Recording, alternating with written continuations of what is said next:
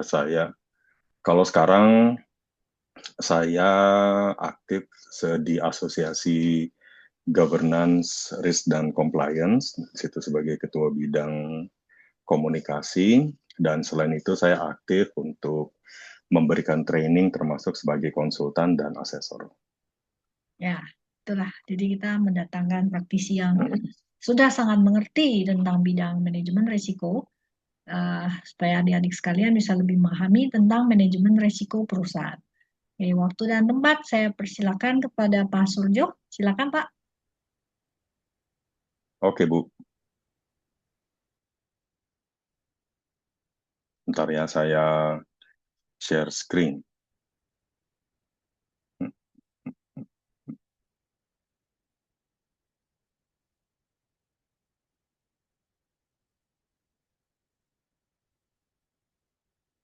Baik, teman-teman semua, sebagaimana tadi Ibu Sumani dan juga Ibu Yunia telah sampaikan, hari ini saya akan menemani teman-teman mahasiswa semua untuk sesi manajemen risiko.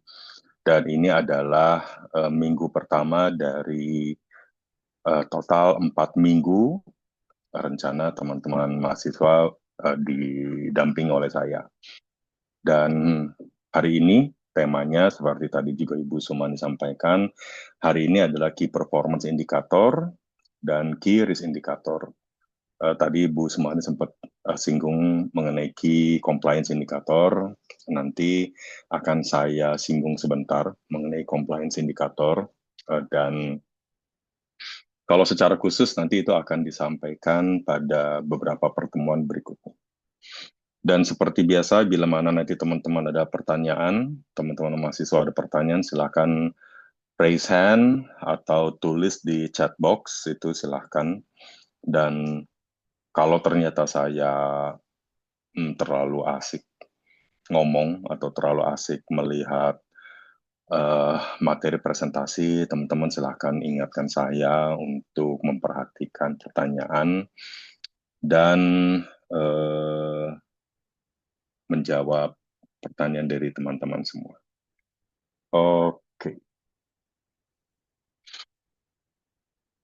kita tunggu sebentar.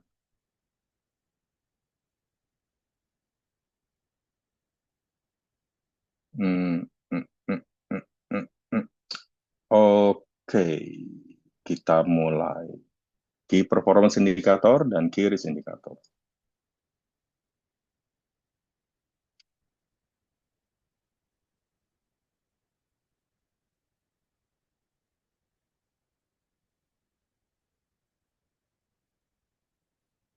Oke, teman-teman. Jadi pertama kali, eh, teman-teman, karena ini merupakan sebuah lanjutan rangkaian dari mata kuliah Risk Management di sesi-sesi sebelumnya yang telah disampaikan oleh pengajar atau dosen sebelumnya, itu telah menyampaikan mengenai risk management termasuk tentang ISO 31000. Jadi saya harap teman-teman juga tetap ingat mengenai materi-materi tersebut. Dan kalau teman-teman ingat, di dalam ISO 31000, risiko itu sangat erat kaitannya dengan tercapainya sasaran. Jadi risiko itu adalah efek dari ketidak tercapainya sebuah tidak tercapainya sebuah sasaran. Nah, kalau kita lihat sasaran, sasaran itu adalah merupakan parameter kuantitatif Anda telah menunjukkan objektif. Jadi teman-teman kalau ingat, bila mana teman-teman itu punya tujuan, tujuan itu misalnya ingin lulus kuliah, ya, atau misalnya ingin pintar, atau ingin badan sehat, gitu ya, atau ingin memenangkan perlombaan, atau ingin memenangkan uh, uh, perlombaan atau sayembara atau kejuaraan, atau misalnya teman-teman itu ingin punya pasangan hidup gitu ya. Itu semua adalah tujuan. Tapi tujuan itu biasanya akan ditemani dengan yang namanya sasaran. Sasaran itu kalau bahasa Inggrisnya itu adalah target. Ya, jadi target ataupun sasaran itu adalah sesuatu yang sama. Nah, kalau sasaran, kalau kita lihat di layar tengah ada 4 butir yang menjelaskan lebih rinci mengenai sasaran. Jadi yang pertama, sasaran itu merupakan perwujudan konkret atas tercapainya tujuan. Yang dimaksud dengan perwujudan konkret itu artinya adalah sebuah ukuran yang bisa mengatakan bahwa teman-teman itu telah mencapai tujuan. Misalnya tadi, teman-teman misalnya ingin berbadan sehat, gitu ya. Badan sehat itu parameternya apa, gitu ya. Badan sehat, kapan kita bisa dikatakan badan sehat? Apakah ketika tubuh kita tinggi, atau misalnya tubuh kita gemuk, atau tubuh kita berotot, gitu ya. Nah, jadi sasaran itu eh, membuat tujuan kita itu menjadi lebih konkret. Misalnya tekanan darah misalnya 120/80, ya itu kan normal. Atau misalnya body mass index, ya BMI itu biasanya. Atau misalnya sasaran yang konkret, misalnya berat badan yang kita inginkan dalam waktu berapa tahun atau berapa bulan berat badan itu turun rata-rata misalnya 1 kilogram per bulan sampai dengan angka tertentu yang kita inginkan. Nah, jadi teman-teman yang namanya sasaran itu, kenapa disebut perwujudan konkret? Karena sasaran itu harus ada angkanya, angka yang konkret, ya, angka itu. Jadi nggak bisa kita bilang badan sehat, tujuan kita badan sehat gitu ya. Sementara kita udah melakukan segala macam, tapi kita nggak pernah tahu kapan sih sebenarnya badan kita itu dibilang sehat. Ya, jadi ingat teman-teman, nomor satu itu adalah harus konkret. Nomor dua, organisasi perlu mengukur tercapainya kinerja berdasarkan persyaratan dan kebutuhan pemangku kepentingan. Nah, di sini artinya teman-teman kalau nanti sudah bekerja atau teman-teman membuka sebuah usaha kecil atau bahkan teman-teman saat ini misalnya aktif di organisasi kemahasiswaan, kita mengenal yang namanya pemangku kepentingan. Pemangku kepentingan kalau teman-teman baca textbook, istilahnya itu adalah stakeholders. Pemangku kepentingan itu bisa siapapun. Secara umum, pemangku kepentingan itu bisa diartikan pihak-pihak yang berkepentingan dengan diri kita, dengan organisasi kita, dengan perusahaan kita, berkepentingan dengan produk kita yang kita jual ya, entah barang atau jasa. Dan pemangku kepentingan itu bisa pihak eksternal, bisa pihak internal. Ya, internal itu artinya ya kalau kita punya perusahaan, ya artinya karyawan kita. Kalau misalnya teman-teman itu sebagai seorang ketua gitu ya, misalnya ketua mahasiswa gitu misalnya gitu ya, pemangku kepentingan internal itu adalah teman-teman kalian yang berada di dalam organisasi kemahasiswaan itu. Ya ada kan kalau kalian ketua, kalian kan punya wakil ketua, ada sekretaris, ada ketua bidang dan lain-lain di dalamnya. Nah itu adalah pemangku kepentingan, hanya saja mereka internal. Ada juga yang namanya pemangku kepentingan eksternal. Eksternal itu artinya mereka yang berada di luar organisasi kita. Ya, kalau misalnya teman-teman itu adalah organisasi kemahasiswaan, yang dimaksud dengan eksternal itu siapa?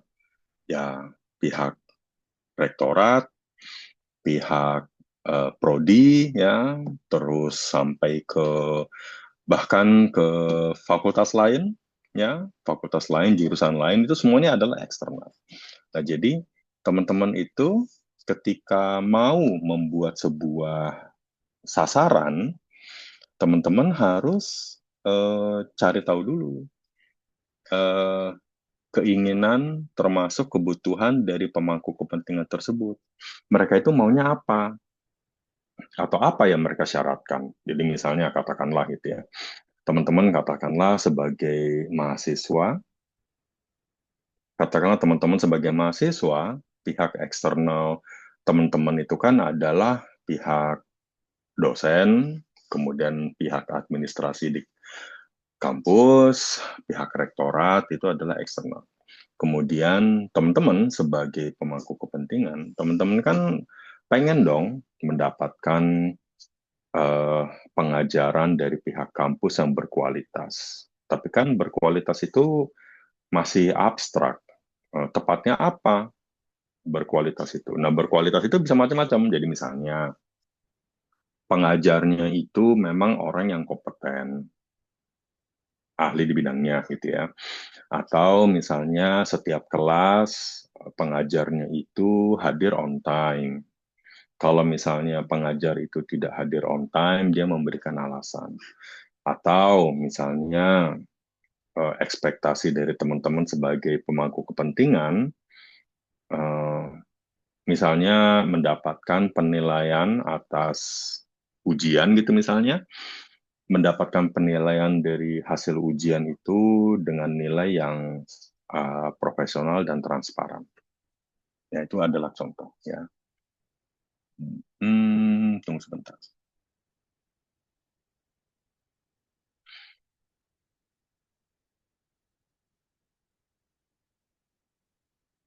Nah, kemudian kembali lagi pemangku kepentingan. Jadi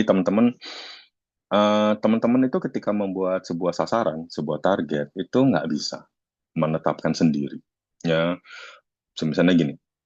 Oh, saya pengen hasil ujian hari ini ujian. Saya pengen hasil ujian itu keluar nanti sore ya. Selamat-lambatnya besok pagi gitu. Ya teman-teman nggak bisa. Teman-teman kan harus koordinasi dulu gitu ya. Atau misalnya kayak dosen atau pengajar gitu ya. Dosen atau pengajar misalnya, saya datang ke kampus untuk ngajar, suka-suka saya lah gitu ya, mau datangnya jam berapa, atau misalnya saya mau pakai pakaian apa gitu ya, terserah saya gitu ya, dosen. Ya sebagai dosen yang nggak bisa, dosen kan harus tahu pemangku kepentingannya dia, pemangku kepentingan dosen itu misalnya mulai dari mahasiswa atau pihak kampus, seorang dosen harus tahu eh, persyaratan dan kebutuhannya mahasiswa dan pihak kampus itu seperti apa. Pihak kampus itu pengennya dosen tuh hadir on time. Kalaupun telat, ya telat itu maksimal 3 menit lah, gitu ya, atau 5 menit. Kalau berhalangan segera kasih tahu, gitu ya. Kemudian kalau hadir, misalnya apa pakaiannya rapi, misalnya kemeja, gitu ya, atau batik gitu misalnya, gitu ya. Ya jangan datang suka-suka gitu ya, pakai kaos lah, pakai kaos polo, pakai t-shirt gambarnya apa, entah gambarnya anak band gitu ya, atau apa kayak kartun kayak gitu ya, nah itu kan nggak bener lah ya. Kemudian nomor tiga, sasaran nomor tiga itu adalah termasuk komitmen atas kesepakatan dengan pemegang saham dalam sebuah periode waktu tertentu. Ya, jadi teman-teman, kalau yang namanya sebuah perusahaan, perseroan terbatas, ketika menetapkan sebuah sasaran yang mau dicapai di setiap tahun, itu harus disepakati dulu dengan pemegang sahamnya. Nggak bisa bilang bahwa, oh saya tahun depan pengen jualan mobil listrik 100 aja ya. Tapi pemegang saham nggak mau. Pemegang saham, ya kok 100 sih? Pemegang saham pengennya 1.000 dalam 1 tahun. Kalau cuma 100 mah ngapain gitu ya. Nah, jadi itu adalah contoh kalau yang namanya pihak perusahaan itu nggak bisa membuat sebuah target, membuat sebuah sasaran seorang diri. Dia sasaran yang dimaksud itu harus disetujui dan disepakati dengan pemegang saham. Dan sudah juga disepakati target itu mau dicapai dalam waktu berapa lama. Misalnya kita dilayar, misalnya 1.000 mobil listrik dalam waktu berapa lama? 1 bulan kah? 3 bulan kah? 1 tahun kah? Atau berapa lama kah? Ya, harus disepakati. Dan kesepakatan itu ada ininya, ada evidence-nya, ada bukti, ada dokumen, ditandatangani ya. Jadi nggak cuman katanya-katanya atau kesepakatan di balik layar tuh nggak ada ya. Kemudian nomor 4, metodologi pengukurannya, data dan informasi, siapa subjek yang dievaluasi, person in charge-nya siapa, kapan periode pengukuran, media pelaporannya apa, siapa yang menerima laporan, laporan itu isinya apa saja, bahkan laporan itu bentuknya apa, ya medianya ya, apakah itu media kertas, medianya media PowerPoint, soft copy atau berupa presentasi itu dari sejak awal udah harus ditentukan, ya ditentukan itu macam-macam, ya ditentukan itu entah memang si pemegang sahamnya yang menentukan atau memang itu sudah diatur di dalam aturan main di dalam sebuah perusahaan. Nah, jadi teman-teman, ketika teman-teman itu mau membuat sasaran, sasaran itu minimal 4 butir yang ada di layar. 4 butir yang di layar itu adalah 4 butir yang harus diingat. Ya, sebenarnya masih lebih banyak sih, tapi paling enggak 4 ini dulu deh. Ya. Nah, kemudian apa yang ada di layar itu kemudian menceritakan apa hubungannya visi dengan key performance indicator dan juga dengan key risk indicator. Ya, jadi teman-teman tuh mesti ingat bahwa setiap organisasi itu punya yang namanya visi. Ya, bahkan Universitas Atma Jaya saja punya visi. Ya, perusahaan tempat saya bekerja misalnya itu punya visi. Kemudian yang namanya universitas, mau Atma Jaya kek, mau Trisakti kek, mau BINUS, mau Universitas Indonesia, mau ITB, Gajah Mada, semuanya lah gitu ya. Itu semua punya visi. Nggak ada ya organisasi yang nggak punya visi. Dan artinya visi itu adalah sesuatu mimpi, cita-cita yang ingin dicapai. Entah dalam waktu 5 tahun, 10 tahun, 25 tahun, ya terserah. Ya. Jadi arah organisasi itu bergerak ke arah sana. Nah kemudian dalam rangka perjalanannya, perusahaan itu membuat yang namanya Key Performance Indicator dengan Key Risk Indicator. Hubungannya dengan visi, ini adalah sebagai yang ada di layar. Ya. Oh, harusnya ada animasinya. Sorry, animasinya mati. Ya, oke, saya ceritakan saja. Jadi sebelah kiri teman-teman ada tulisan visi misi, dan visi misi itu karena sifatnya lama, 25 tahun, 20 tahun, diturunkan menjadi RJPP, Rencana Jangka Panjang Perusahaan. Kemudian rencana jangka panjang perusahaan biasanya 25 tahun, ya, atau 20 tahun, terserah, ya. Kemudian rencana jangka panjang perusahaan itu dipecah-pecah, di breakdown menjadi rencana jangka menengah, RJMP itu rencana jangka menengah perusahaan. Ada yang RJM menengah 1, 2, 3, setengah 1 atau 2 atau 3 itu biasanya itu isinya 5 tahun. Biasanya ya 5 tahun. Dan dari 5 tahun itu kemudian dibuatkan anggaran tahunan, ya budgeting tahunan. Ada yang mengatakan rencana kerja dan anggaran perusahaan (RKAP), ada yang mengatakannya tuh RKA saja, ya rencana kerja anggaran. Katakanlah 2025, kemudian ada 2026 dan seterusnya. Nah, teman-teman, ketika teman-teman itu sudah membuat rencana kerja anggaran, teman-teman membuat tujuan strategis. Tujuan strategis itu isinya itu adalah strategi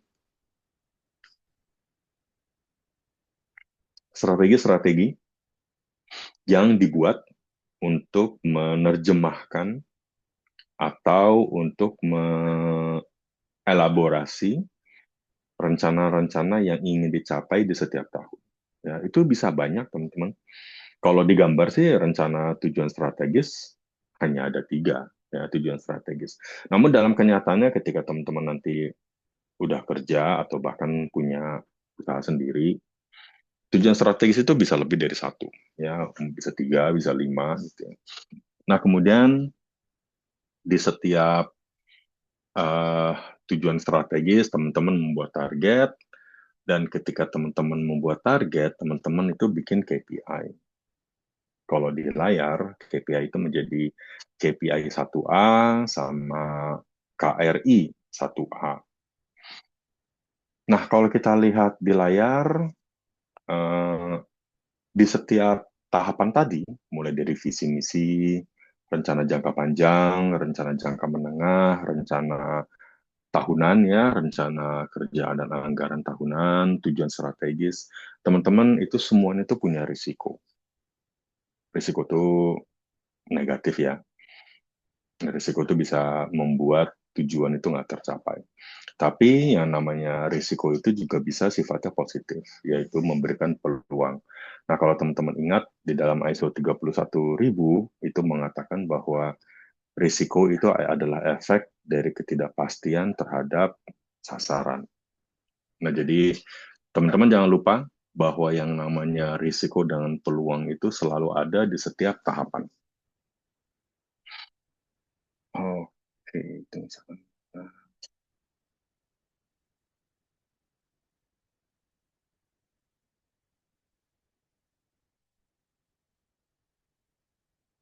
oke, jadi yang namanya, tadi kan di bagian awal, saya ulangi, di bagian sini nih, ya, kan sasaran merupakan perwujudan yang konkret atas tercapainya tujuan. Nah, kalau kita lihat di sini, jadi hasil pencapaian sasaran itu menjadi sinyal atau pertanda Anda atau perusahaan tempat kalian bekerja itu sukses atau gagal dalam mewujudkan visi misi.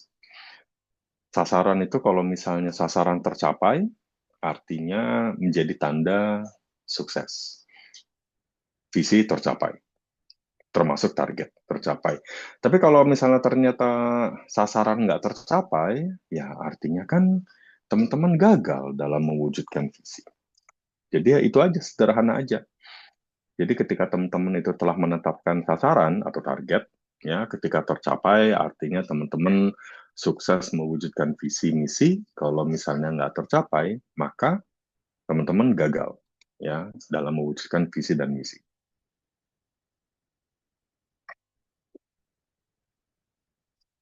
Nah sekarang di antara key performance indicator, key risk indicator dengan manajemen risiko itu apa hubungan di antara mereka?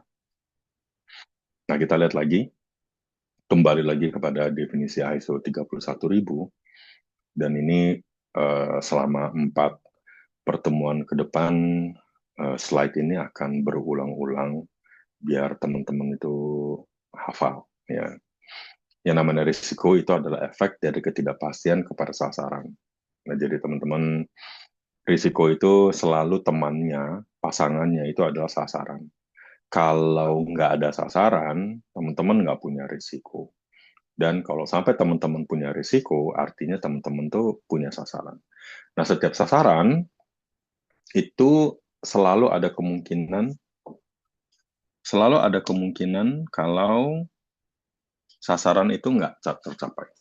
Ada ketidakpastian sasaran itu tidak tercapai. Dan kemungkinan tidak tercapai itu yang kita sebut dengan nama efek. Karena itu makanya efek itu bisa dimaknai, bisa diartikan, efek itu bisa positif, efek itu bisa negatif. Nah, apa yang ada di layar ini memberikan gambaran kalau teman-teman hari ini itu kondisinya berada di warna biru sebelah kiri. Kemudian teman-teman itu ingin mewujudkan sasaran masa depan, yaitu yang warna abu-abu di paling kanan.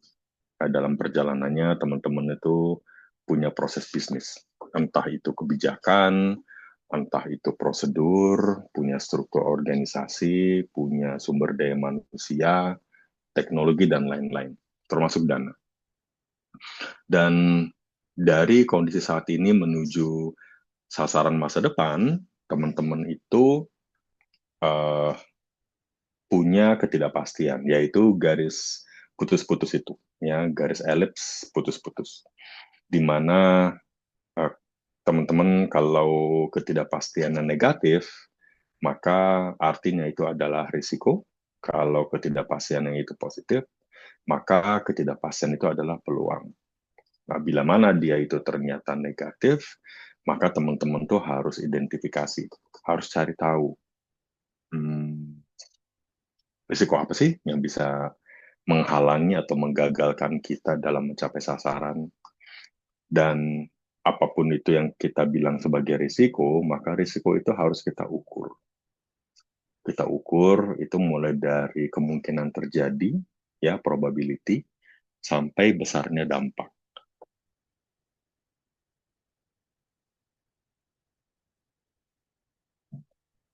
Sedangkan kalau kita bicara peluang, peluang juga sama. Ya, peluang kadang kala ada, tapi nggak selalu ada. Ya, dan peluang itu tetap aja harus kita identifikasi juga. Ada nggak sih sebenarnya peluang? Karena kalau misalnya ada, ya kan kita ketika kita itu mengelola risiko itu kan tidak murah, teman-teman. Sebuah risiko itu kalau mau kita kelola, misalnya kemungkinan terjadinya mau kita tekan atau mau kita tahan, dan besarnya dampak mau kita kurangi, kemungkinan besar kita itu akan mengeluarkan uang. Kalau bukan uang, kita kemungkinan akan mengeluarkan waktu dan keringat, ya, minimal itu, ya. Dan kalau misalnya teman-teman udah merasa bahwa kita udah repot-repot mengeluarkan biaya, mengeluarkan dana, udah capek gitu ya untuk mengelola risiko, ya pastinya pengen dong ada manfaatnya. Masa iya eh, udah repot-repot mahal-mahal ngurusi risiko tapi tidak mendapatkan peluang, tidak mendapatkan manfaat. Nah, jadi teman-teman, bila mana itu terjadi, maka teman-teman itu setelah identifikasi ya, setelah itu maka teman-teman harus ukur. Ukur yang dimaksud itu adalah teman-teman bikin key performance indicator.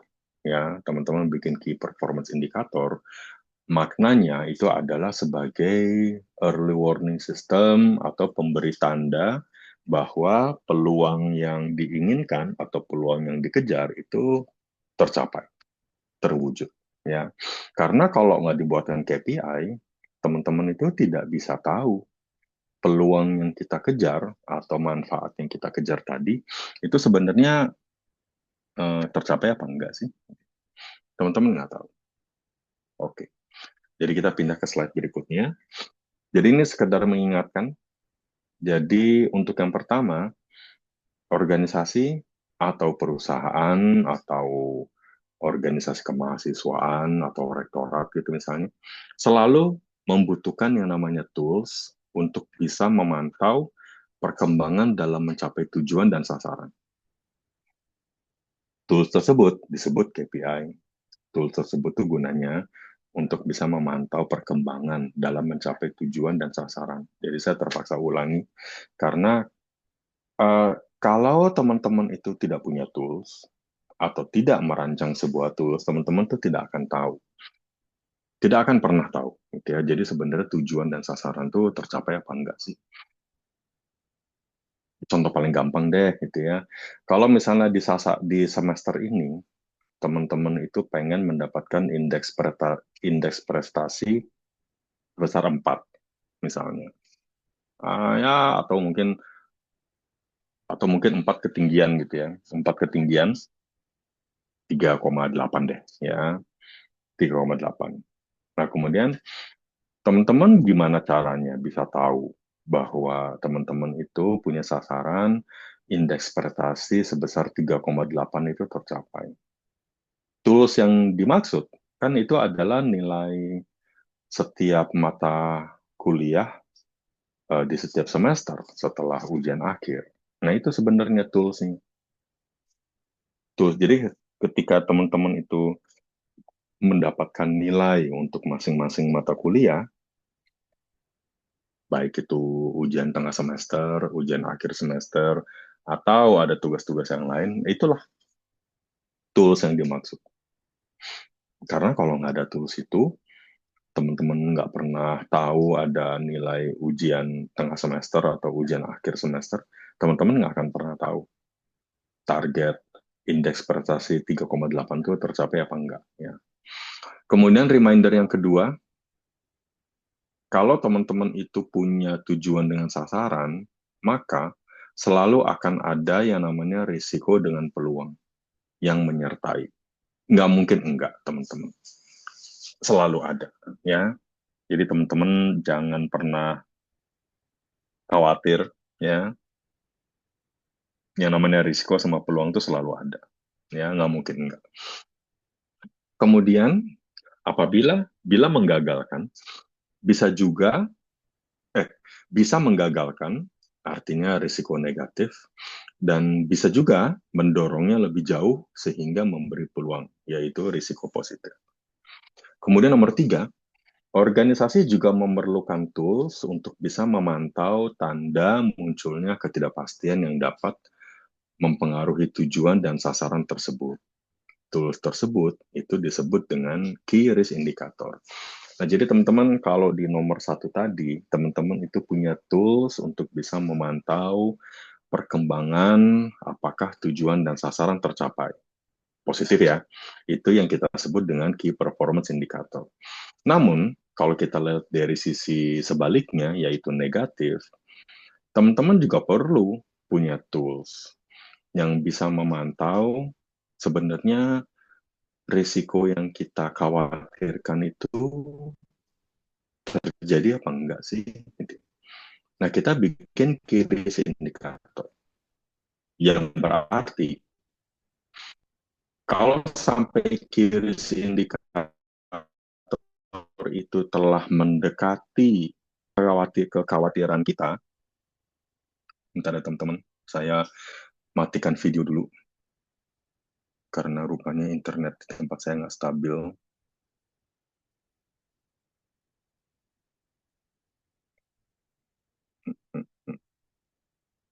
Bentar.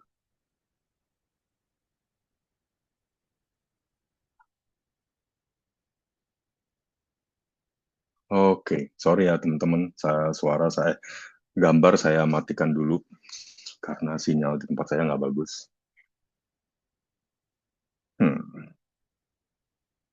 Saya ulangi lagi tadi, teman-teman perlu punya tools untuk bisa memantau bila mana ternyata risiko itu akan terjadi. Teman-teman membuat key risk indikator. Indikator yang memberi tanda bahwa risiko itu akan muncul atau akan terjadi.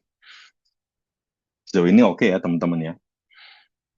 Kalau ada pertanyaan, jangan segan-segan.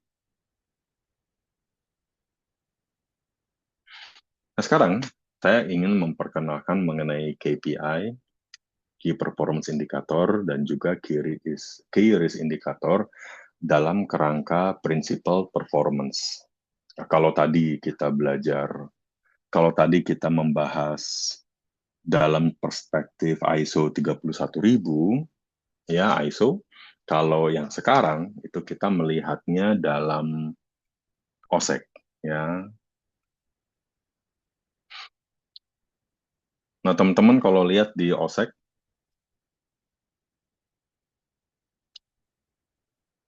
OSEC itu membuat sebuah ilmu yang namanya principal performance, kinerja berprinsip. Ya, jadi artinya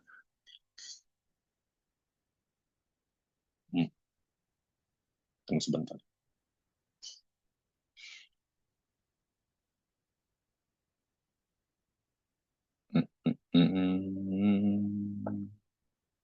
Tunggu sebentar. OSEC itu membuat yang namanya kinerja berprinsip.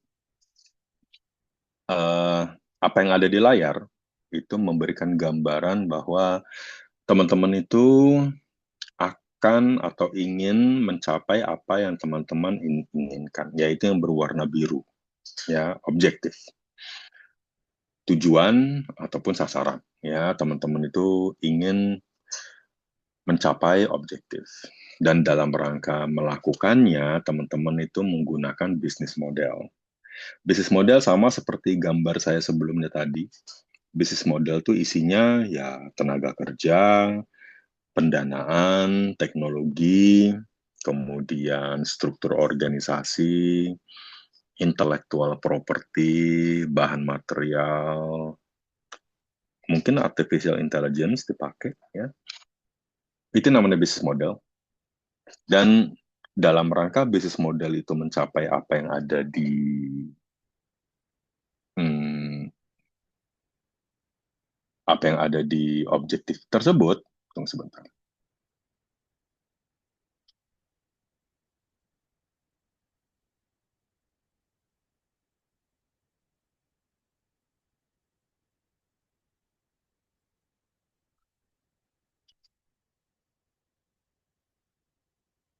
Bentar ya.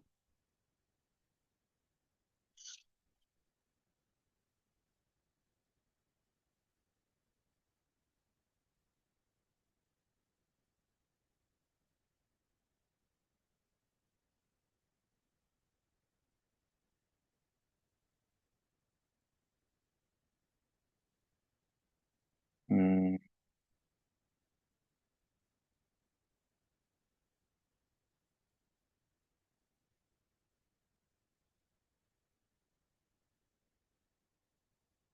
Nah, oke. Jadi teman-teman, kalau teman-teman lihat ada objektif berwarna biru dan kemudian teman-teman itu punya bisnis model untuk mewujudkan objektif tersebut. Nah, kalau kita lihat lagi di layar, teman-teman akan menemukan atau akan berhadapan dengan yang namanya opportunities. Ya, opportunities itu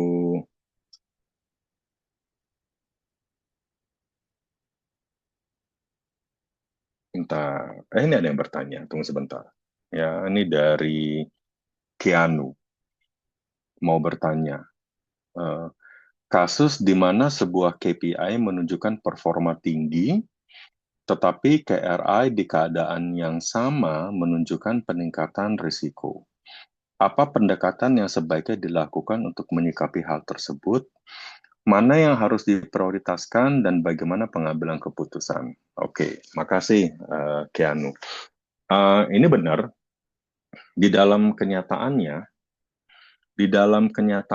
itu nanti kalau Keanu dan teman-teman lain sudah uh, bekerja, gitu ya, teman-teman akan menghadapi keadaan di mana KPI terlihat uh, terlihat kemungkinan besar akan tercapai, performanya tinggi. Di satu sisi, ternyata tanda-tanda dari QRIS indikator itu menunjukkan bahwa risiko itu meningkat. Artinya, ada tanda-tanda bahwa risiko akan terjadi. Nah, kalau pertanyaannya Keanu itu adalah apa yang sebaiknya dilakukan? Kalau saran saya, apa yang sebaiknya dilakukan, Keanu harus memperhatikan dua-duanya. Ya, uh, tidak mudah memang Keanu untuk memperhatikan dua-duanya. Tapi yang Keanu bisa lakukan, Keanu ini kan bekerja dalam sebuah tim. Di dalam sebuah tim itu masing-masing punya tugas dan tanggung jawab yang berbeda. Sangat saya sarankan Keanu nanti bersama teman-teman itu bagi-bagi tugas. Dan itu pembagian tugasnya harus jelas ya, jangan ada yang ternyata tugasnya dia itu hanya bantu-bantu, gitu ya. Nggak ada tugas bantu-bantu. Ya, tugas itu harus jelas. Tugas yang satu orang atau satu pihak, tugasnya itu adalah terus mengejar target tadi dalam bentuk key performance indicator. Tim yang satu itu uh, berusaha untuk mengambil tindakan atau dia harus segera mengambil keputusan bagaimana risiko itu mau dikelola. Risiko ini kan Keanu, ketika risiko itu kamu mengatakan risiko itu tanda-tandanya positif, tanda-tandanya meningkat, itu kan artinya kemungkinan terjadinya naik dan kemungkinan dampaknya akan naik. Nah, biasanya Keanu yang akan sebuah perusahaan lakukan, dia akan berusaha untuk mencoba mencegah risiko itu terjadi. Caranya mencegah macam-macam, ya. Kalau misalnya cara mencegahnya itu adalah misalnya dengan menambah orang atau meningkatkan kompetensi orang, maka itu yang akan dia lakukan.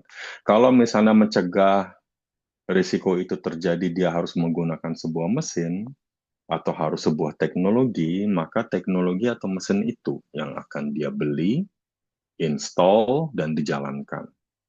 Kalau misalnya untuk menekan terjadinya risiko tersebut, maka misalnya pekerjaan dengan risikonya itu harus dia alihkan, dia pindahkan kepada orang lain, ya kita transfer ke orang lain, maka dia akan lakukan itu.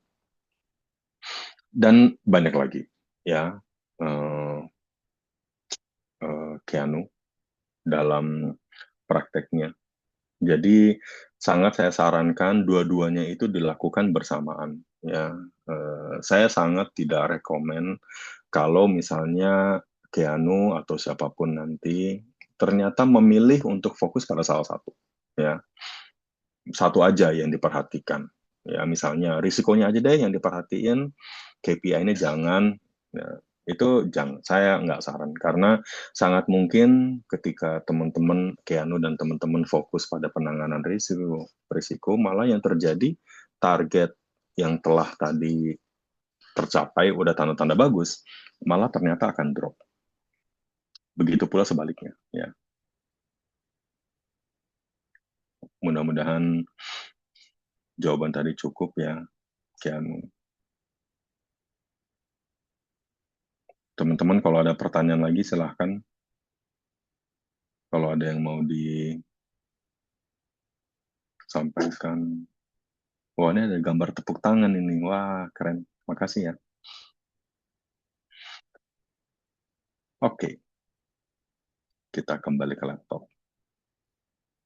Jadi teman-teman, ada warna hijau, ada warna ungu, ada warna kuning. Ya, yang hijau itu artinya peluang, yang ungu itu artinya rintangan atau risiko. Kemudian ada yang warna kuning, obligations, itu artinya compliance. Nah, ini secara khusus materi hari ini tidak menceritakan mengenai compliance, itu akan saya sampaikan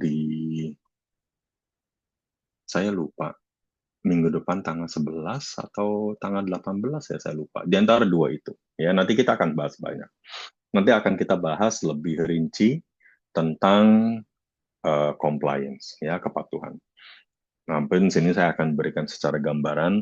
Jadi teman-teman, tadi sebagaimana di slide sebelumnya, ketika teman-teman itu punya peluang, yaitu berwarna hijau, maka teman-teman membuat key performance indicator. Nah, ini, sorry, ada yang nanya. Jennifer, apakah terdapat mekanisme untuk menyesuaikan KPI dan KRI secara berkala seiring perubahan lingkungan bisnis, teknologi, dan regulasi, sehingga indikator tetap relevan dan efektif? Ya, Jennifer, ada mekanismenya.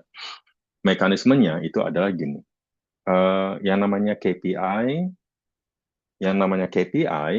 dengan KRI, Key Performance Indicator, dan Key Risk Indicator, itu dipantau secara berkala. Ya,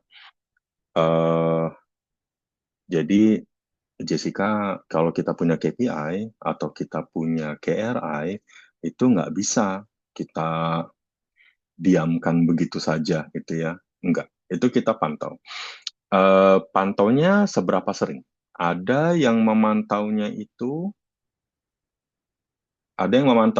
setiap bulan, ada yang memantaunya itu setiap minggu, ada yang memantaunya itu setiap 3 bulan. Tidak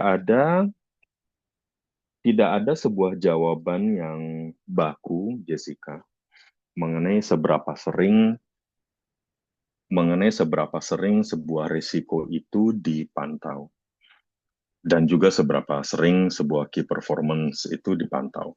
Hanya saja, Jessica, ada eh, aturan main yang nggak tertulis. Tunggu sebentar.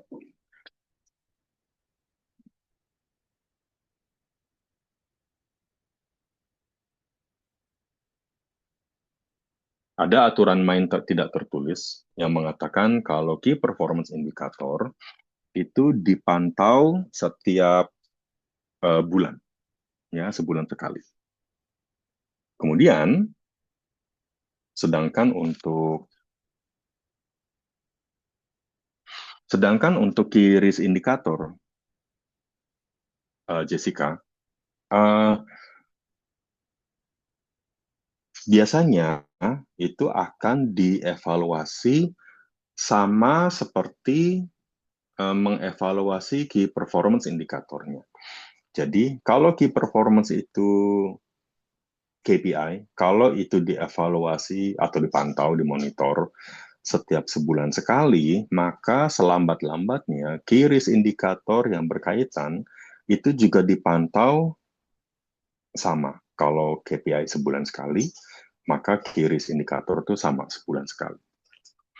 Kalau ternyata key performance indikator itu diukurnya setiap 2 minggu, maka yang namanya key risk indikator itu juga sama setiap 2 minggu. Jadi ya itu, Jessica, mekanismenya. Bagaimana caranya? Macam-macam. Ya, ada yang dipantaunya secara manual, dihitung di manual. Ada yang melakukan pemantauannya itu sudah dengan automatic mesin, ya, automation. Ada yang menggunakan sistem informasi, di mana mereka bisa mengumpulkan data dan kemudian mengkalkulasi sendiri. Jadi itu, Jessica, uh, jawabannya. Ya, mudah-mudahan itu memuaskan. Nah, sekarang kembali ke layar, dan teman-teman bila mana ada pertanyaan, kembali lagi silahkan ya. Nah, jadi teman-teman kalau lihat di layar, ini yang menceritakan hubungan antara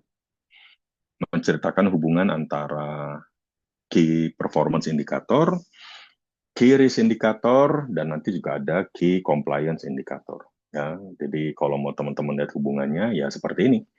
KPI hubungannya dengan performance, KRI hubungannya dengan risk, kalau KCI, Key Compliance Indicator, hubungannya dengan compliance. Jadi gitu, teman-teman.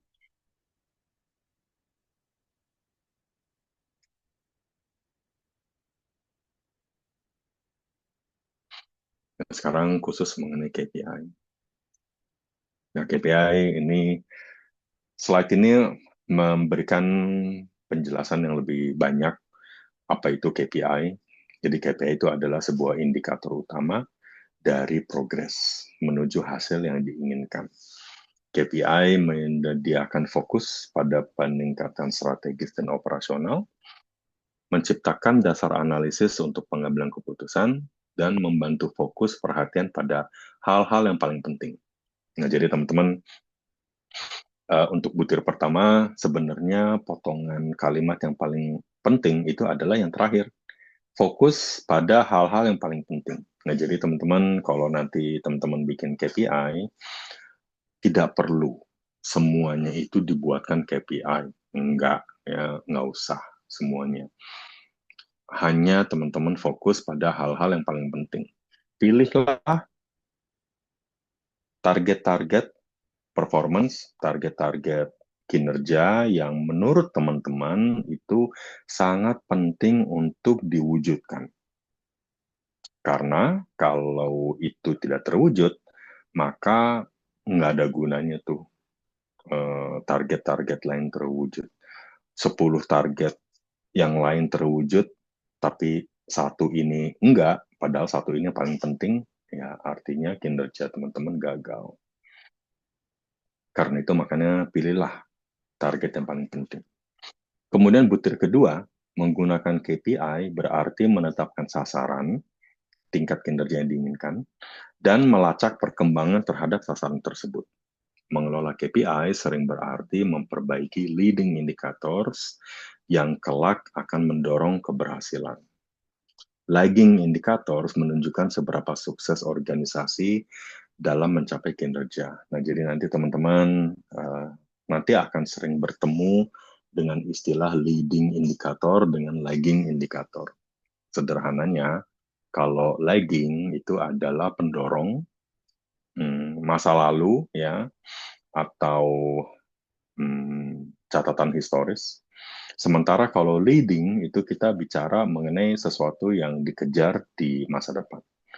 Misalnya sasaran ya atau tujuan. Hal-hal yang mau kita lihat ke depan. Sementara kalau lagging itu hal-hal yang ada di belakang kita, yaitu masa lalu. Kemudian bisa dikatakan KPI itu adalah early warning indicator atas tercapai atau gagalnya sebuah target. Ini tadi sudah kita bahas ya. Kemudian KPI itu umumnya kuantitatif. Kenapa kuantitatif? Pertama, agar lebih mudah. Kemudian yang kedua, objektif. Kemudian yang ketiga, tidak ada perdebatan gitu ya. Kuantitatif misalnya kayak tadi, kalau misalnya semata-mata bilang bahwa saya ingin tubuh saya sehat, kemudian teman-teman bikin sebuah KPI yang tidak kuantitatif, itu mengatakan bahwa target saya dalam waktu 3 bulan, badan saya berat badannya turun. Ya kan turun ini nggak jelas, turunnya itu berapa? 1 kilogram kah, turun 5 kilogram kah, gitu ya. Itu kan nggak jelas. Karena itu makanya teman-teman harus bikin kuantitatif. Supaya mudah, objektif, nggak ada perdebatan. Misalnya, oh dalam waktu 3 bulan berat badan saya turun 5 kilo. Nah itu kan kuantitatif. Kemudian, yang namanya KPI kuantitatif itu harus memenuhi unsur SMART. Specific, measurable, achievable, realistic, time bound. Ya, itu harus terpenuhi.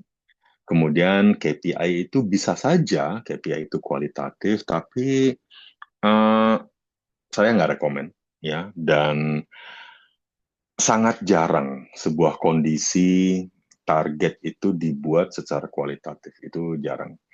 Kemudian tren pencapaian KPI akan memberikan gambaran probability tercapai sasaran.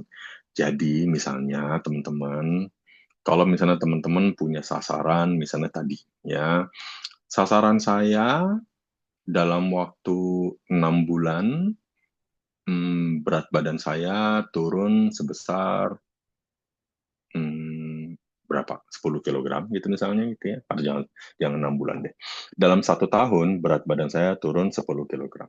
Kemudian KPI akan saya ukur setiap bulan. Setiap bulan kalau 10 kilogram dibagi 12 artinya kan kira-kira 0,8 kali ya. Ya segitu deh kira-kiranya 0,8. Nah, atau 0,7 gitu ya. Nah, jadinya KPI-nya untuk setiap bulan itu sebesar tadi 0,7 misalnya. Turun 0,7 kilogram. Dikali 12 ya mendekati 10 ya. Lalu kemudian, jadi kalau misalnya di setiap bulan ternyata tren pencapaian KPI-nya itu selalu meningkat, memenuhi target gitu ya, target KPI, artinya teman-teman itu punya ini dong, punya keyakinan ya, punya confidence, punya confidence probability tercapainya KPI, tercapainya target, tercapainya sasaran itu akan tercapai. Kalau misalnya ternyata KPI-nya nggak tercapai, ya artinya kan kemungkinan sasaran tercapai itu rendah. Ya. Nah ini apa yang ada di layar ya. Ini adalah contoh KPI-nya di sebelah kanan, yang mana kemudian KPI itu dibuatkan formula yang lebih rinci. Kalau teman-teman lihat, sasarannya itu selalu ada angka kuantitatifnya. Ya. Jadi misalnya pendapatan meningkat 20%, ya. Kemudian peningkatan order 15%, efisiensi penggunaan sumber daya 5%, ya. Itu adalah contoh bahwa kita membuat itu kuantitatif. Nah, kemudian yang berikutnya ini adalah key risk indicator. Nah, key risk indicator, ini saya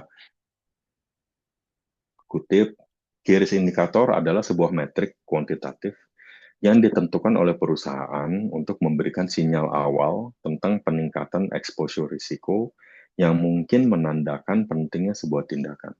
Tadi di awal sempat ada pertanyaan dari salah satu mahasiswa menanyakan mengenai kapan sih kita ini ya memberikan respon terhadap risk indikator ya. Kemudian indikator tersebut itu dapat digunakan untuk mengidentifikasi tren yang terkait dengan peningkatan risiko dan memberikan konteks yang tepat sehingga rencana perbaikan atau penilaian risiko terkait bisa dimulai secara proaktif. Nah, tadi teman-teman udah sempat lihat, tadi teman-teman udah sempat uh, tadi ada salah seorang mahasiswa juga yang nanya gitu ya. Jadi misalnya seberapa sering kita itu perlu memperhatikan KRI atau risiko. Nah, ini juga salah satu contohnya di mana kita memperhatikan tren di masa lalu ya. Jadi tren di masa lalu dari bulan ke bulan atau dari 3 bulan ke 3 bulan itu bisa memberikan gambaran apakah risikonya ini meningkat atau enggak. Kemudian yang berikutnya, berbeda berbeda dengan key performance indicator yang merupakan early warning tercapai target, maka key risk indicator itu adalah early warning terjadinya perubahan yang bisa membuat target tidak tercapai. Nah, itu jadi teman-teman. Jadi kenapa kita itu perlu punya KPI dan juga perlu punya KRA. Tujuan itu adalah menjadi early warning, memberikan kita peringatan, tanda-tanda, ya sinyal-sinyal. Oke. KPI tidak bermaksud untuk memberi early warning pada semua risiko. KRI hanya diperuntukkan pada sasaran-sasaran penting yang berisiko tinggi terhadap keseluruhan pencapaian tujuan strategis. Oleh karena itu, tentukanlah sasaran mana yang paling penting. Nah, itu tadi teman-teman, yang paling penting. Ya, jadi artinya ketika kelak nanti teman-teman punya sasaran, mau nanti setelah bekerja atau mau sekarang ketika teman-teman aktif di organisasi mahasiswa, misalnya, intinya, jangan semua sasaran itu dijadikan KPI. Pilih sasaran-sasaran yang penting aja, ya. Nggak usah banyak-banyak, ya. 5 gitu misalnya, 3 gitu ya misalnya gitu ya. Nah, dari situ teman-teman juga baru membuat key risk indikatornya, ya. Nah, key risk indikator itu nggak usah semua risiko, cukup pada risiko yang dipandang signifikan, risiko yang dipandang berbahaya, yang mana kalau sampai itu terjadi, maka KPI-nya, yang targetnya yang akan uh, terancam. Ya. Hmm. Kalau ada pertanyaan, jangan segan-segan ya teman-teman. Nah, ini apa yang ada di layar, ini memberikan contoh.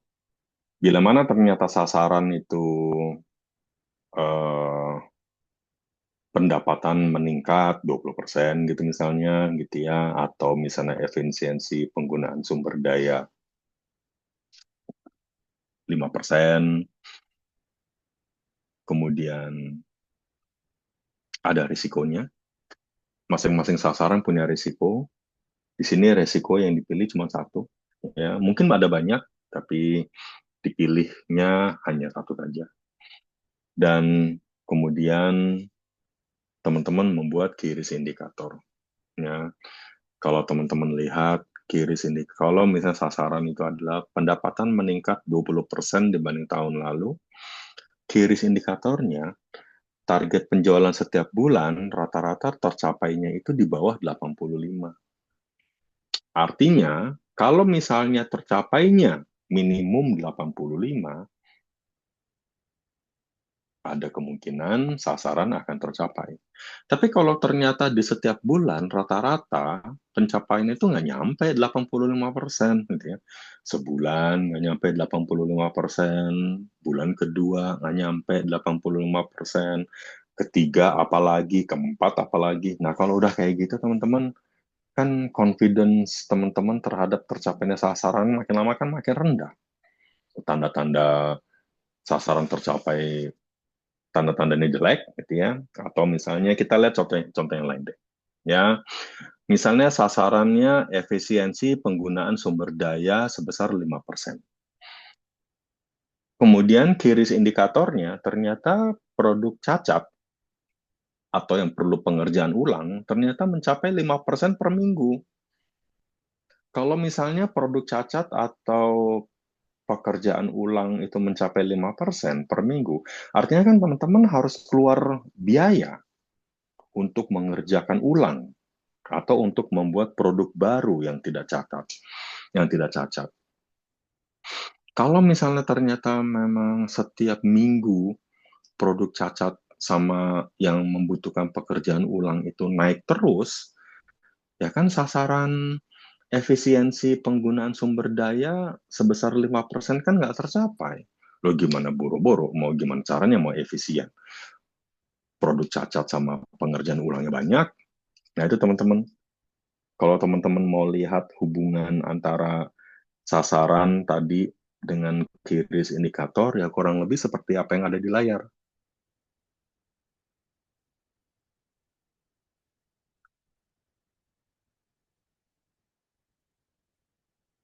Kalau ada pertanyaan, seperti biasa, silahkan disampaikan. Nah, kemudian ketika kita mau menerapkan QRIS indikator, itu ada kendala atau tantangannya. Pertama, seringkali kita itu keliru dalam menentukan risiko yang signifikan. Teman-teman, untuk yang pertama ini ya, seringkali ketika kita identifikasi risiko, ternyata kita mendapati risiko itu ada banyak, dan ternyata di antara sekian banyak itu, kita itu keliru dalam menetapkan,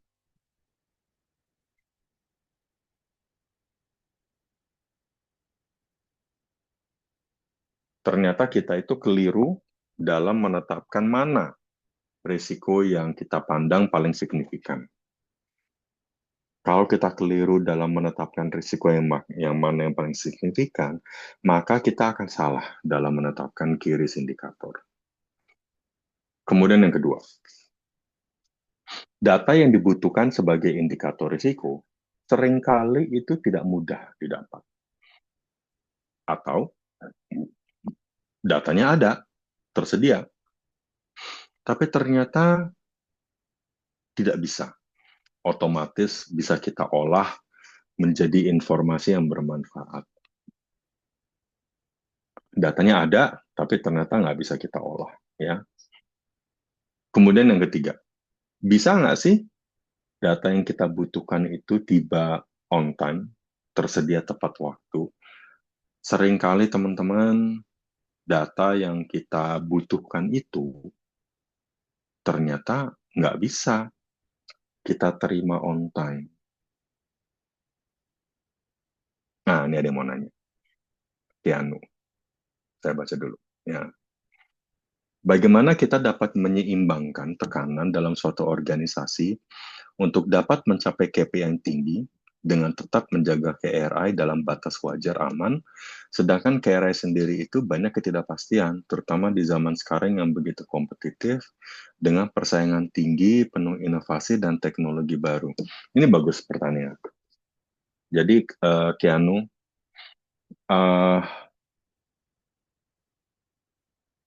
sorry to say, ya, dalam kenyataannya, kalau saya itu itu jadi direktur, atau pada waktu saya menjadi direktur, saya selalu menekankan kepada anak buah saya bahwa kalau memang risiko itu sedemikian berbahaya, yang mana kalau sampai terjadi, KPI kita itu tidak akan tercapai. Kalau memang analisis, kan Keanu dan teman-teman lain kan di sesi-sesi hari-hari, minggu-minggu sebelumnya kan udah belajar ISO 31000 ya. Kalau memang berdasarkan hasil assessment, ternyata ada sebuah risiko yang sedemikian vital, sedemikian sensitif, sedemikian berbahaya, yang mana kalau sampai itu terjadi, maka KPI itu akan terancam. Eh, saya akan memerintahkan dan bahkan saya akan menyetujui rencana penanganan risiko, termasuk kalau memang misalnya membutuhkan biaya tinggi. Kenapa saya bersedia untuk menyetujui hal itu, Keanu? Karena saya tahu kalau risiko itu ternyata terjadi, saya cuek lah gitu misalnya ya, atau sebodoh amat lah itu risiko, biarin aja lah gitu ya, risiko ini kan bisa terjadi bisa enggak, udahlah kita berdoa saja gitu ya, kita berdoa rame-rame gitu ya, berharap ternyata risiko itu tidak menjadi ancaman. Tapi kan berharap aja atau berdoa aja kan nggak cukup kan kita harus berusaha ya. Nah kalau ternyata risikonya kejadian, KPI-nya kan nggak tercapai. Kalau misalnya KPI nggak tercapai, Keanu, yang harus mempertanggungjawabkan kinerja perusahaan kepada pemegang saham itu kan saya, direktur, atau Keanu kalau nanti menjadi direktur. Ya. Dan kalau misalnya pemegang saham nanti nanya, kenapa target nggak tercapai? Atau kenapa ini ada risiko yang sudah jelas-jelas berdasarkan hasil analisis assessment dinyatakan penting, tapi ternyata kita tidak, kamu tidak ini ya, tidak memperhatikannya secara sungguh-sungguh, sehingga KPI yang nggak tercapai. Ya kan yang bertanggung jawab kan direktur, Keanu. Masa dia bilang bahwa, oh waktu itu kita udah berdoa, Dewan Komisaris, pada waktu itu kita udah berharap, pada waktu itu kita udah rame-rame gitu ya, kita doa pagi siang malam setiap Sabtu Minggu misalnya gitu ya, setiap hari sebelum kerja kita udah berdoa, tapi kita tidak melakukan upaya. Ya, jadi Keanu, kalau dari pertanyaan kamu, eh, bagaimana cara menyeimbangkan tekanan? Ya, bagaimana caranya? Ya harus menyediakan sumber daya, perhatian, tenaga, termasuk dana, Keanu. Kalau memang harus mewaspadai risiko tersebut, saya harus ngularin duit, saya harus investasi bahkan gitu ya, agar risiko itu bisa dijaga. Tujuan itu kan agar KPI saya tercapai. Saya akan melakukan segala upaya. Dan Keanu, termasuk teman-teman lain, jangan pernah lupa bahwa semua orang yang ada di dalam organisasi itu pada dasarnya adalah pemilik risiko. Jadi, pemilik risiko, jadi namanya risiko itu menjadi tanggung jawabnya si pemilik risiko, pemilik KPI. Jadi nggak bisa, Keanu, di dalam organisasi itu ada orang yang berkata, oh, tugasnya mengejar target saya, tapi tugas untuk mengelola resiko bukan saya, orang lain. Gitu ya. Itu nggak bisa, Keanu. Nggak bisa. Karena sama risiko sama risiko sama sasaran, risiko sama target, kan tadi kita udah bahas di bagian awal. Itu satu paket yang namanya risiko dengan sasaran, satu set ya. Jadi jangan pernah ya nanti Keanu dan teman-teman itu berpikir entah hari ini, entah nanti Kalau udah lulus, sudah kerja, jangan pernah berpikir bahwa resiko bukan urusan saya hanya ngurusin target. Ya, satu paket. Oke, mudah-mudahan itu bisa menjawab. Oke, tadi sampai mana ya? Ya. Kemudian tidak mudah menetapkan appetite pada KRI untuk mengambil keputusan. Seringkali kita terlambat bereaksi meski KPI sudah memberi meskipun KRI sudah memberi tanda. Nah, jadi appetite yang maksudnya itu gini, teman-teman. Misalnya KRI itu sudah memberikan lampu merah, ya. Lampu merah satu kali, kemudian lampu merah dua kali. Jangan lampu merah deh, ya. Lampu kuning, ya. Sudah memberikan lampu kuning satu kali. Setelah itu, lampu kuning dua kali. Lampu kuning tiga kali. Nah, kalau misalnya kita itu nggak bisa menetapkan appetite, yang terjadi adalah, ya, lampu kuning mau nunggu berapa kali, bos? Lampu kuning mau nunggu berapa kali, bos? Sehingga kita itu mengambil keputusan. Apakah mau nunggu sampai 10 kali lampu kuning? Kan enggak, gitu ya. Tapi apakah lampu kuning baru satu kali, kita kemudian langsung panik? Ya enggak juga, gitu ya. Nah, jadi artinya memang itu teman-teman nggak mudah. Dan memang harus ini ya, setiap perusahaan harus tetapkan appetite. Kemudian yang berikutnya, biaya untuk mengumpulkan data dan pengolahannya mungkin tinggi. Karena itu harus mempertimbangkan azas manfaat, yaitu cost and benefit. Nah, ini teman-teman, terutama kalau teman-teman belajar accounting atau prinsip akuntansi dasar, atau dasar-dasar akuntansi, pasti familiar dengan istilah cost and benefit.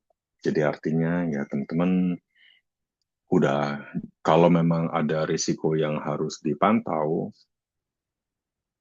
repot mantaunya, mengeluarkan biaya banyak, orangnya banyak, mahal pula gitu ya, ya harus dibandingkan lagi. Manfaatnya sebanding nggak? Kalau ternyata manfaatnya nggak sebanding, ya ngapain? Ya nggak usah repot-repot mengumpulkan data, ngeluarin biaya, lu manfaatnya kecil kok. Gitu. Nah, jadi itu harus dipastikan dari sejak awal. Oke, sekarang gimana cara menentukan KRA yang tepat? Nah, teman-teman, ini saya ngambil dari textbook yang kalian pegang, ya, keluaran 2021, udah 4 tahun, tapi saya lihat masih relevan. Jadi kalau teman-teman mau baca lebih rinci, silahkan buka textbooknya. Jadi teman-teman di buku textbook yang kalian pegang, itu ada menerangkan di bab 10 mengenai metodologi dalam menentukan KRI. Jadi yang pertama, teman-teman harus pahami dulu risikonya. Ya. Risiko itu kan tadi itu ya, efek dari ketidakpastian terhadap tujuan. Kemudian kalau sudah tahu risikonya, teman-teman harus identifikasi apa sih yang menjadi driver, apa yang bisa men-trigger, ya, memicu terjadinya risiko. Kemudian kalau misalnya sudah tahu apa yang men-trigger, teman-teman kan membuat rencana strategi mitigasi, ya. Dan kalau teman-teman itu sudah membuat rencana atau strategi mitigasi, bikin kontrol, barulah teman-teman bisa membuat key risk indicator. Ya, jadi key risk indicator itu teman-teman sebaiknya baru disusun kalau teman-teman sudah bisa menetapkan rencana strateginya. Entah itu mau mitigasi atau itu mau mengontrol.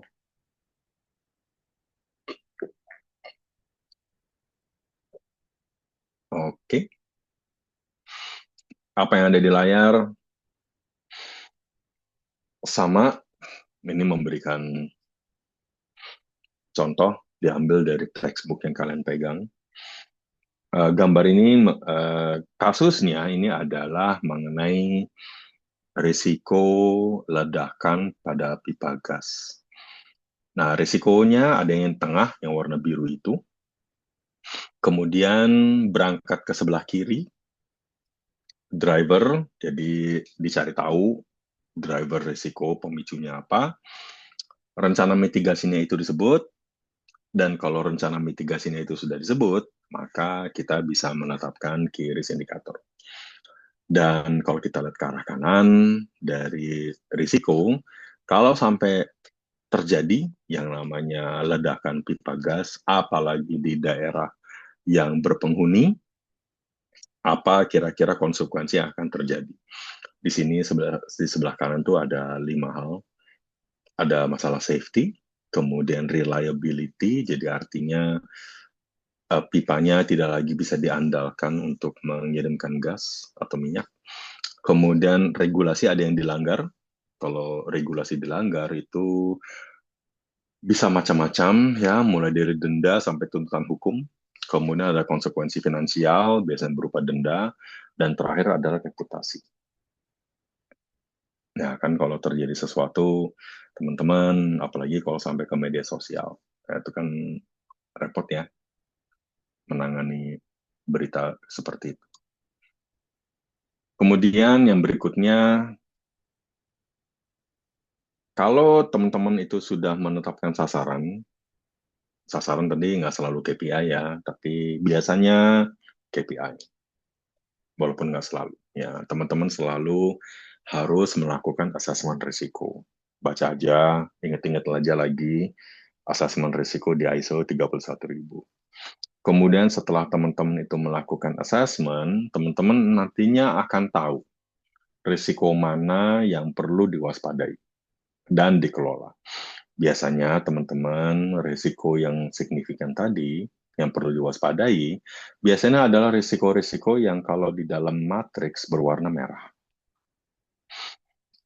Teman-teman pastinya di perkuliahan yang kemarin-kemarin itu diberitahu bahwa kalau matriks itu ada level-levelnya, ada yang 3 level, warna hijau, kuning, merah, ada yang warnanya 4, hijau, kuning, jingga, merah, ada yang warnanya 5, hijau, kuning, jingga, merah, sama merah tua, gitu ya. Nah, ini kalau yang dimaksud dengan risiko signifikan, artinya tuh yang merah-merah itu, yang paling atas, ya.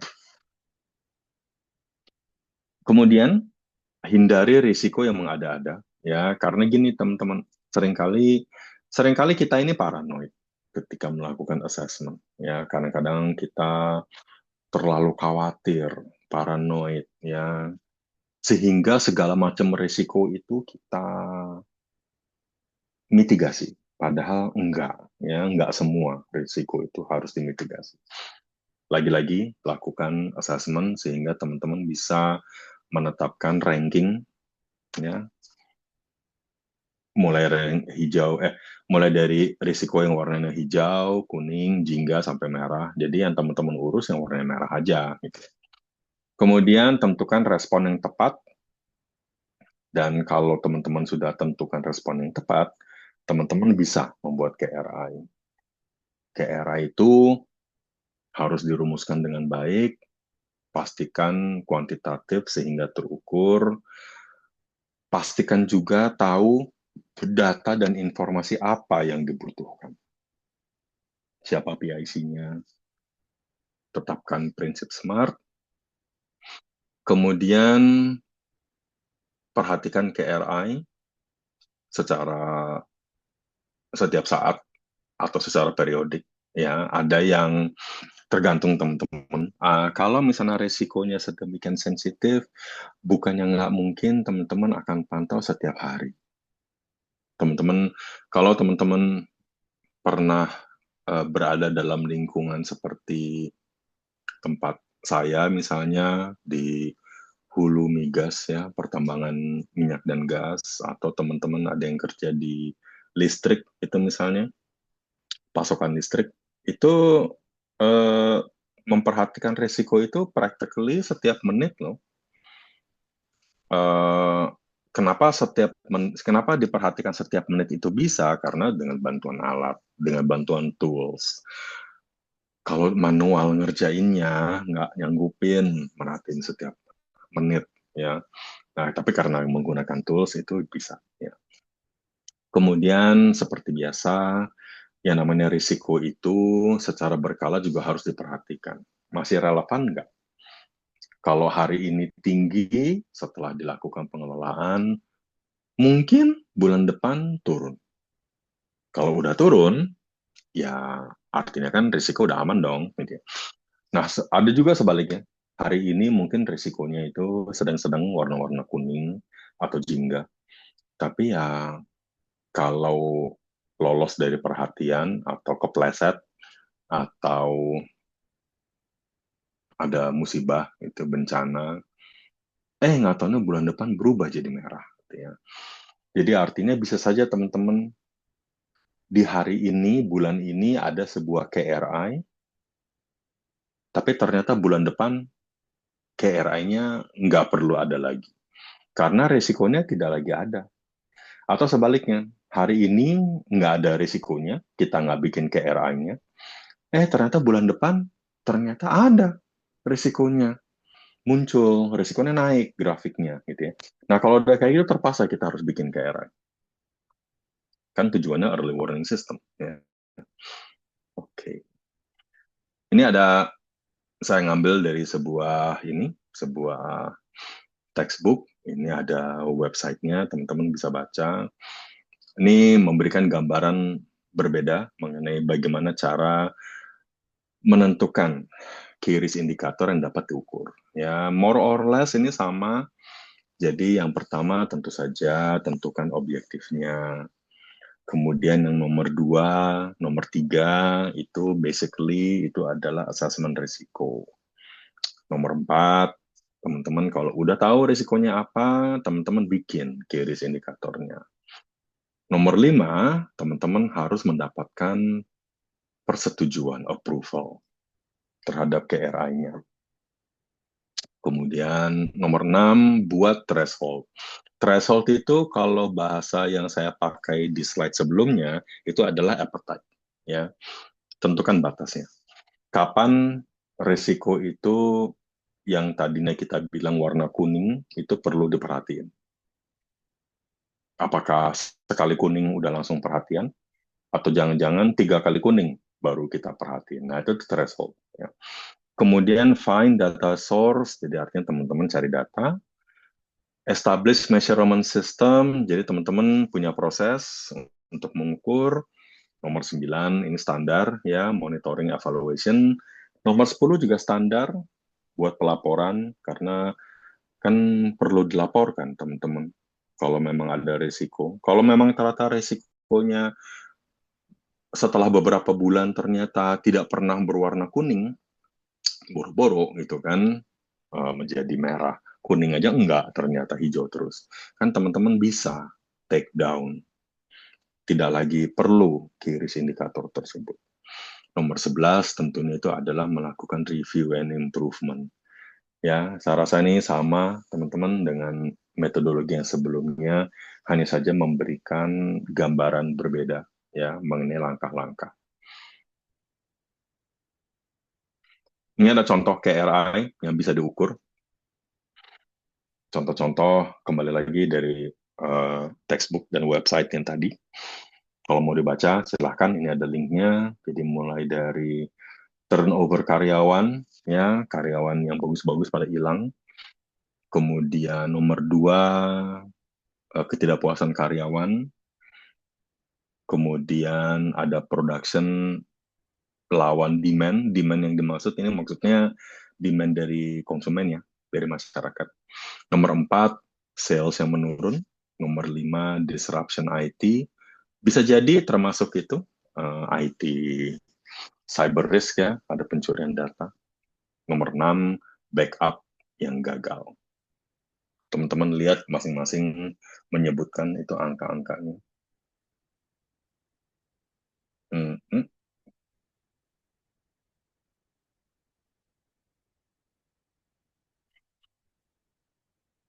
Oke teman-teman, Apa yang ada di layar ini memberikan hmm, kalau sampai sasaran KRI tercapai, artinya kan warna kuning atau jingganya tercapai ya. Apa sih yang harus kita lakukan? Nah, ini langkah-langkahnya. Teman-teman lakukan langkah-langkah ini adopsi dari ISO 31000, proses manajemen risiko. Kembali lagi, nomor satu, pelajari root cause. Ya. Nomor dua, analisis data. Nomor tiga, gunakan metodologi, dan seterusnya. Gitu ya. Ya, jadi teman-teman, tadi kan ada beberapa pertanyaan dari mahasiswa, mulai dari apa yang harus dilakukan, bagaimana cara melakukan prioritas, kemudian apakah bisa melakukan keduanya bersamaan, dan seterusnya. Nah ini unfortunately teman-teman terpaksa harus dilakukan bersamaan. Dan seharusnya nggak susah, karena kan teman-teman nggak kerja sendiri, ya. Kalau teman-teman nanti kelak menjadi bos, gitu ya, menjadi pimpinan, kan punya anak buah, gitu ya, punya tim. Bagi-bagi kerjaan lah ya. Kalau memang ternyata membutuhkan bantuan dari divisi lain, departemen lain, atau direktur yang lain, ya teman-teman ngomong kepada mereka, kita minta bantuan. Ya, alasannya ini. Ya. Kalau mereka misalnya bandel, nggak mau bantu, ya kita bawa aja ke direktur utama, ke pimpinan tertinggi. Kita kasih tahu, bos, ini ada resiko nih. Tapi ternyata si meja sebelah itu nggak mau tahu, mereka nggak mau bantuin, gitu. Nah, biarin aja. Nanti urusan direktur yang menegur mereka. Oke, apakah ada pertanyaan? Ini kita materinya habis, teman-teman. Makasih tadi udah ada 3 orang yang nanya, apa 4 orang tadi ya, lupa saya. 3 orang seingat saya. Kalau masih ada yang mau bertanya, silahkan, feel free, dengan senang hati.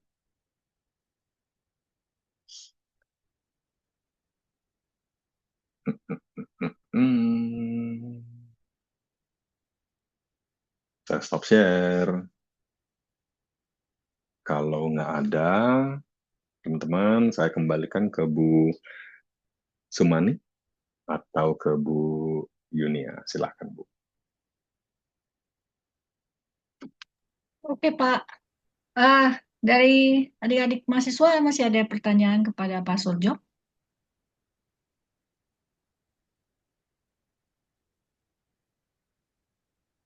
Oke, tidak ada. Kalau tidak ada, eh, sorry. Kita mau foto untuk Asik.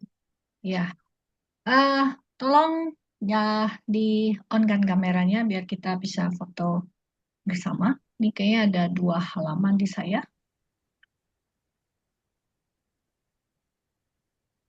Oke,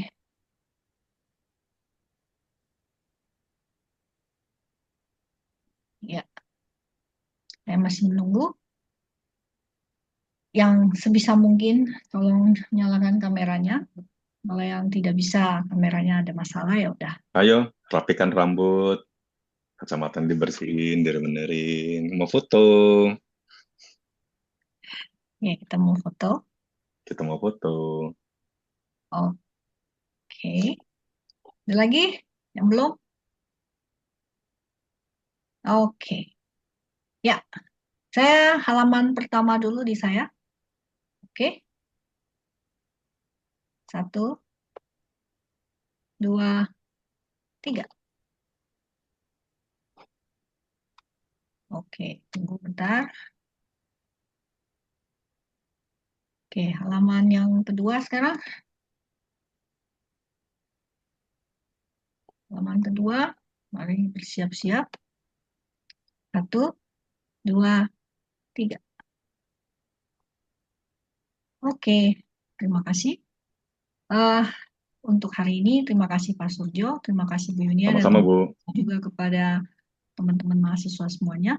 Untuk recording, bagi mereka yang eh, berhalangan hadir karena ada kuliah atau ada kegiatan yang lain, nanti akan saya share di Teams masing-masing, termasuk di Teamsnya Bu Yunia juga nanti akan saya share. Oke, jangan lupa tugas yang dari saya, yang untuk kelas saya. Jangan lupa juga mengisi link absen yang sudah saya kirim di chat. Oke, karena saya nggak akan share di Teams untuk link absen, jadi tolong di share, diisi link Gform itu. Oke, jangan lupa mengisi link absen tersebut. Terima kasih semuanya. Saya kasih waktu 5 menit, sorry, ya 2-3 menit untuk mengisi link tersebut kalau yang belum lihat. Oke, terima kasih Oke, semuanya. Bu. Di Makasih Pak teman-teman. Suto, Selamat minggu sore. depan, di Rabu. Sampai ketemu minggu Selamat depan. sore Bu Sumani. Terima kasih. Terima Makasih, Bu. kasih semuanya. Oke, Yuk, Sampai ketemu minggu depan. bye. saya akan end Bye. meeting semuanya ya. Jadi tolong jangan lupa link tersebut diisi. Selamat sore semuanya.